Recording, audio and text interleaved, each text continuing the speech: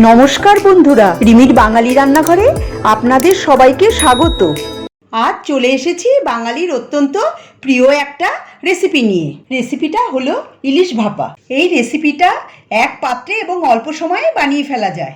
আমার চ্যানেলে অন্যান্য ইলিশ মাছের রেসিপির লিংক আমি ডেসক্রিপশন বক্সে শেয়ার করে দিচ্ছি।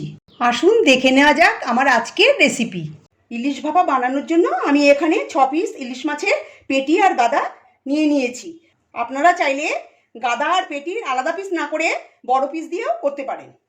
এবার আমি এর মধ্যে দিয়ে দেব হাফ চা চামচ লবণ আর 1/4 চা চামচ হলুদ গুঁড়ো। হলুদ গুঁড়ো আর লবণ দিয়ে মাছগুলোকে এপিট ওপিট করে ভালো করে মেখে নেব। লবণ আর হলুদ গুঁড়ো দিয়ে মাছগুলোকে ভালোভাবে এপিট ওপিট করে মেখে নিয়েছি।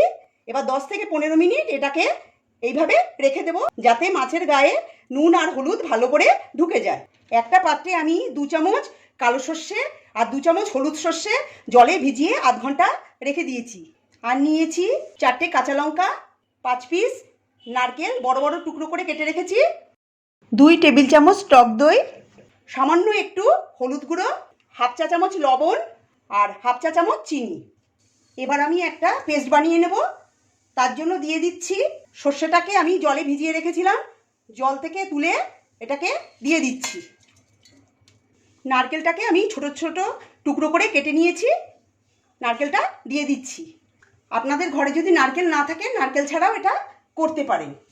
সর্ষেটা দিয়েছি বলে অল্প একটু লবণ দিয়ে দিচ্ছি, না হলে সর্ষেটা তেতো হয়ে যেতে পারে।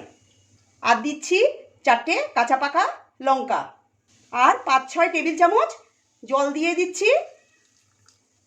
এবার মিক্সিতে মিহি করে পেস্ট তৈরি করে নেব।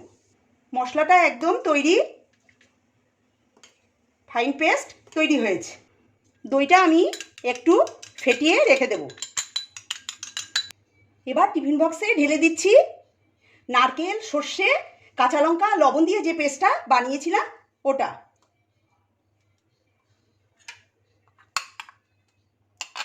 অল্প পরিমাণে লবণ দিয়ে দিচ্ছি। আমি মাছটা মাখার সময় লবণ দিয়েছিলাম আর পেস্টটা করার সময়ও লবণ দিয়েছিলাম। লবণের পরিমাণটা আপনারা দেখে দেবেন। দিয়ে দিচ্ছি ফেটিয়ে রাখা টক দই, চিনি। আমি মাছটা মাখার সময় হলুদ গুঁড়ো দিয়ে মেখেছিলাম, এখন সামান্য একটু হলুদ গুঁড়ো দিয়ে দিচ্ছি। 2 টেবিল চামচ সর্ষের তেল দিয়ে দিচ্ছি। এবার সব মশলা দিয়ে ভালো করে মেখে নেব। আমি চামচের সাহায্যে এটা মেখে নিচ্ছি, আপনারা চাইলে হাত দিয়েও মেখে নিতে পারেন। সব দিয়ে ভালো করে মেখে নিয়েছি। এবার দিয়ে দেব নুন হলুদ মাখানো মাছ। একটা করে মাছ দেব আর ভালো করে মাখিয়ে নেব।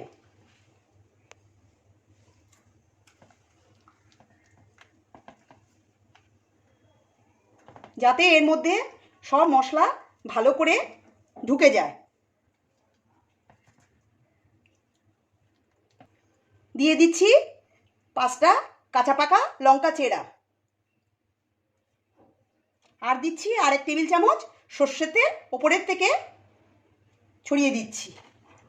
এবার আমি ঢাকা বন্ধ করে 5 থেকে 7 মিনিট এইভাবে রেখে দেব। এতে সব মশলা ভালো করে মাছের গায়ে ঢুকে যাবে। তারপরে আমি এটাকে ভাপিয়ে নেব। ঢাকনা বন্ধ করে দিচ্ছি। 7 মিনিট পর একটা কড়াইতে বেশ কিছুটা জল গরম করতে দিয়েছি এবং এর মধ্যে একটা স্ট্যান্ড বসিয়ে দিয়েছি।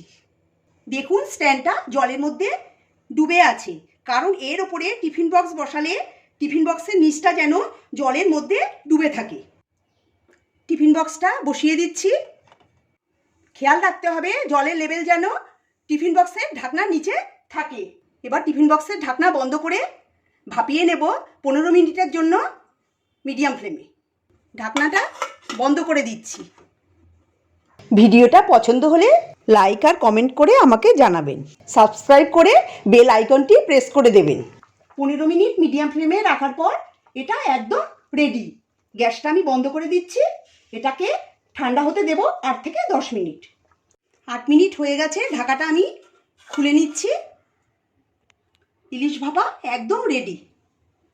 আমি একটা মাছ তুলে দেখিয়ে দিচ্ছি। দেখুন মাছটা সিদ্ধ হয়ে গেছে। এই রেসিপিটা ছুটির দিনে বা বাড়িতে অতিথি এলে ঝটপট বানিয়ে নিতে পারেন। গরম ভাতের সঙ্গে এই ইলিশ ভাপা খেতে দুর্দান্ত লাগবে। আমার আজকের রেসিপি যদি ভালো লেগে থাকে তবে কমেন্ট করে জানাবেন। নতুন বন্ধু হয়ে থাকলে আমার চ্যানেলটিকে সাবস্ক্রাইব করার অনুরোধ জানালাম। পাশে থাকা বেল আইকনটি নিশ্চয়ই প্রেস করে দেবেন, তাতে আমি নতুন রেসিপি আপলোড করলেই আপনাদের কাছে নোটিফিকেশন পৌঁছে যাবে।